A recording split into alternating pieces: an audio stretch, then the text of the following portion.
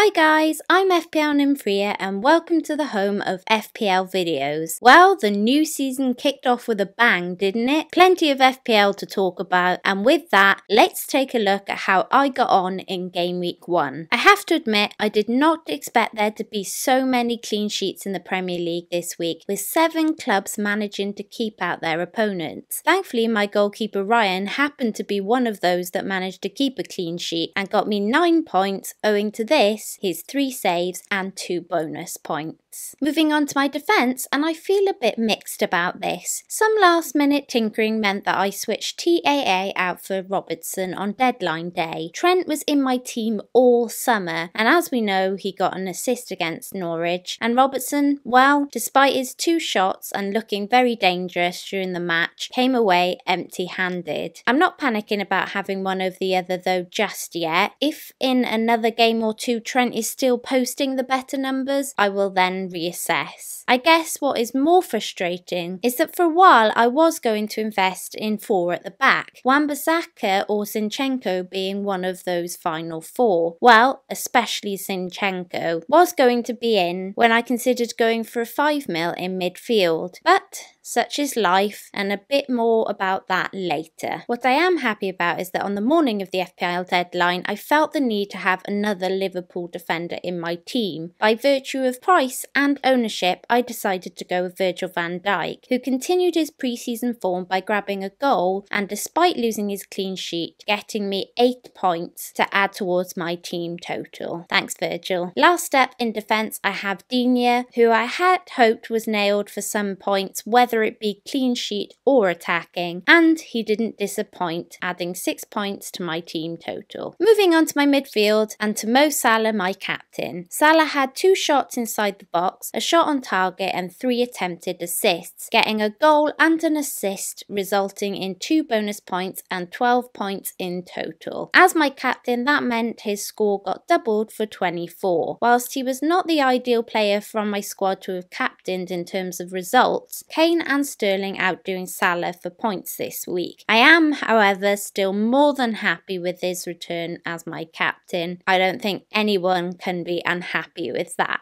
Next up we have Perez. I think there were some of us in the FPL community that were a little disappointed by Leicester's start to this campaign. They had made so many great signings during the summer and had such a good pre-season that whilst we all knew Wolves would be a tough side to beat, we still thought that there might be some great attacking returns from this Leicester side. As a result, Perez has had some backlash in the community. A little unfounded, I feel. This is a new look Leicester side, and the Premier League is a definite step up from some of those pre-season opponents. It could take a little longer for this team to gel as a squad. 3 points are better than nothing, and I'm not too concerned yet. Another player posting 3 points for me was Dendoncker, under some pretty controversial terms, I believe. So a Dendoncker goal was scored, but it was ruled out for a handball by VAR, that monster looming over us. Look, it's tough. Would I have loved my 4.5 mid to have got me a goal and edged me further towards the 100 points mark in my first week? Heck yes. But I can't say I didn't expect more than just 2 points, so anything else was a bonus anyway. Next up is Sterling. It was a tough squeeze to try and fit this man into my team given his 12 mil price tag, but boy was it worth it. 4 shots in the box, 4 on target and 3 goals for a hat-trick of goals and bonus points, getting managers who owned him a total of 20 points. This just proves to me that Salah and Sterling are not this price tag for nothing. They are FPL royalty, and it'll be tough to go without either of them going forward.